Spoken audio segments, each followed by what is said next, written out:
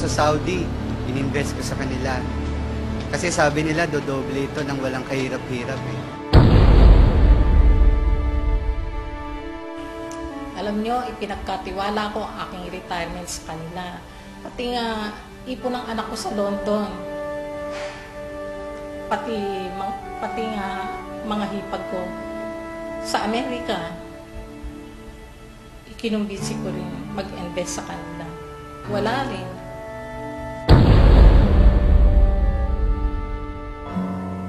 Noong una, nakakapagbigay pa sila. Nakuha ko pa yung cheque na kinita ng pera ko supposedly. But after 1 year, pinabalik-balik ako. At kung kani-kanino na ako itinuro-turo. Paano na kami ngayon? Saan ako lalapit? Lahat ng pinaghirapan ng pamilya ko napunta lang sa wala. Ano nang kakainin ng pamilya ko?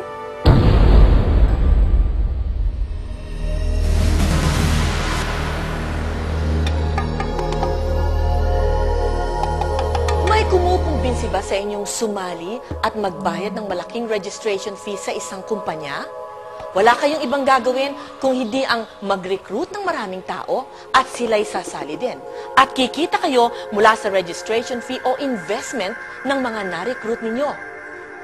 Mahilig ba kayong magsasali sa mga get-rich-quick ventures o negosyo? Mag-ingat, baka kayo na ang susunod na biktima ng pyramid scams. Marami na sa ating mga kababayan ang nabiktima ng pyramid scams. Milyong-milyong pera ang nawala dahil sa sari-saring pangako ng mga manloloko. At ang mas nakakatakot pa dito ay kadalasan ang mga ordinaryong mamamayan ay napagkakamalan itong isang lehitimong negosyo. Kaya't napaka-importante na matutunan kung anong pagkakaiba ng lehitimong network marketing business sa isang pyramid scam. Sa pyramiding, ang mga kasali ay nag-aalok ng pagkakataong kumita sa pamamagitan ng pagre-recruit lamang ng mga bagong miyembro na handang mag-invest o magbayad ng registration fee para makasali sa naturang negosyo. Ang mabilisang kita ay galing sa puhunan o investment na ibinayad ng mga bagong recruits. Samantala, ang mga bagong recruits ay magkakaroon din ng pagkakataong kumita kung sila ay makaka-recruit din ng iba pa.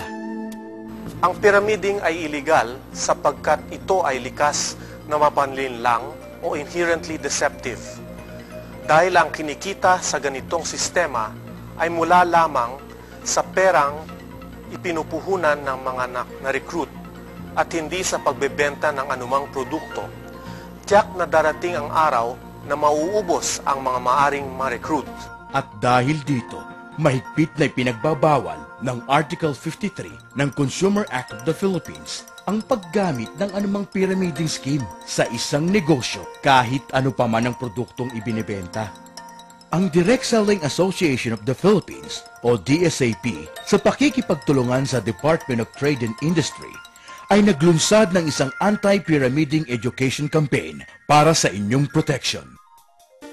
Gaya ng kahit na anong negosyo, ang layunin ng isang legitimate direct selling o network marketing company ay ang pagbebenta ng kanilang lehitimong produkto. Kaya't ang ibinabayad na komisyon dito ay base sa product sales. Sa isang pyramid scam, ang pangunahing layunin ay ang pagre-recruit ng maraming tao at hindi ang pagbebenta ng produkto. Ang Direct Selling Association of the Philippines ay samahan ng mga lehitimong kumpanya na mahigpit na ipinatutupad ang legal na compensation plans ng bawat kumpanya at nagsasagawa ng tamang paraan ng negosyo ayon sa Code of Ethics ng World Federation of Direct Selling Associations. Para mapadali ang inyong pagkilatis, kung ang isang kumpanya ay lehitimo at hindi nanloloko, narito ang 8-point test na dapat pagbasihan ng inyong desisyon. Una, may produkto bang ibinebenta? Ang mga pyramid scams ay kadalasang walang produktong binebenta. Kung mayroon man, hindi ito nangangahulugang lehitimong negosyo. Kailangan pa niyong suriin ang mga puntong sumusunod. Ang komisyon ba nakikitain ay magmumula sa pagbebenta ng produkto? At hindi mula sa registration o entry fees ng mga recruit? Kung kumikita ka sa pagre-recruit lamang at ang kinikita mo ay galing sa registration fees ng mga recruit mo, mag-ingat ka. Ito ang pinaka-common trait ng pyramiding. Ang layunin ba ng negosyo ay magbenta ng produkto? At hindi lamang ang pagre-recruit ng mga miyembro? Sa ibang pyramiding schemes, ang mga tao ay bumibili lamang ng produkto dahil requirement ito para maging isang miyembro. Wala bang kaugnayan ang dami ng na-recruit sa dami ng perang kikitain? Ang income o kita mula sa negosyo ay dapat manggagaling sa pagbebenta ng produkto at hindi mula sa recruitment ng mga taong nagbabayad ng entry fees. Kung sakaling matigil ang pagre-recruit, kikita pa ba ang mga miyembro ng negosyong ito? Kung recruitment lang ang pagkakakitaan, tiyak na madaling babagsak ang negosyo kapag wala ng miyembro ang nare-recruit at magbabayad ng entry fees. May protection ba ang sino mang aayaw sa negosyong ito at gustong maibalik ang perang ipinuhunan niya? May makatarungang product return policy ba ang negosyong ito? Sa punto naman ng pagpepresyo, may fair market value ba ang produktong ibinebenta? Kailangan natin suriin kung ang halaga ng isang produkto na binibenta through direct selling ay kasing halintulad ng halaga nito kapag binenta na sa mga tindahan. Sa punto ng mamimili, may sapat ba silang dahilan na bilhin ang produkto ayon sa presyo nito? Ang produkto ba ay bibilhin pa rin ng isang tao kahit hindi ito interesadong sumali sa compensation plan nito? Sa punto ng prospective member, may sapat bang dahilan na magbayad ng registration fee o investment ayon sa tangible benefits na makukuha dito? Kung ang sagot ninyo sa lahat ng katanungan ng ating 8-point test ay oo, tiyak na lihitimo ang kumpanyang lumapit sa inyo.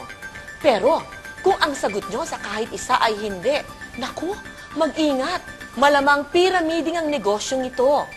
Para makatiyak, sumali lamang sa isang kumpanya na miyembro ng Direct Selling Association of the Philippines o DSAP.